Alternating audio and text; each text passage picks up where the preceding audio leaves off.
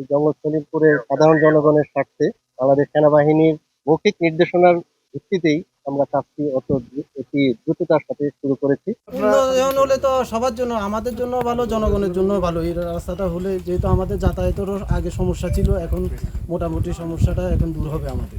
আগে আমরা জঙ্গল ছিল, চিকন একটা রাস্তা ছিল, যাওয়া আসা করতাম, আমাদের খুব কষ্ট হতো।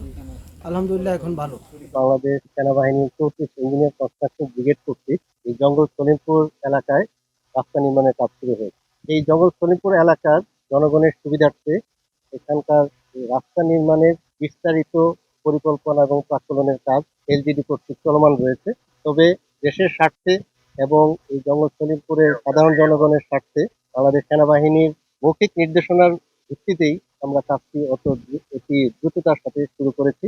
আপনারা অলরেডি দেখতে পাচ্ছেন আমাদের কাজ চলমান রয়েছে। এখানে আমাদের ইমিডিয়েট প্ল্যানটা হচ্ছে যে এই এলাকার যে দুর্গম পাহাড়গুলো আছে সেগুলোকে সাধারণ মানুষের চলাচলের উপযোগী করে তোলা। অতি দ্রুততার সাথে আমরা এটা করবো ইনশাল্লাহ। জঙ্গল সলিপুরের যোগাযোগ ব্যবস্থার উন্নয়নের জন্য আনুমানিক 10 কিলোমিটার রাস্তা নির্মাণের পরিকল্পনা রয়েছে।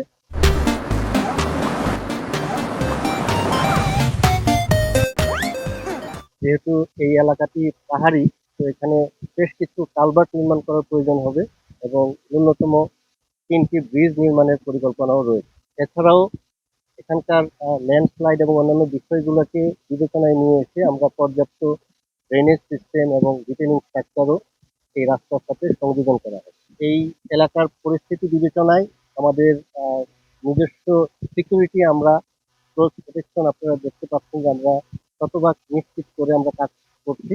এছাড়াও আমরা প্রতিনিয়ত আইন শৃঙ্খলা বাহিনী, র্যাব, পুলিশ এবং অন্যান্য বিজিবি সহ সকলের সহায়তায় আমরা এই কাজটি চলমান করছি।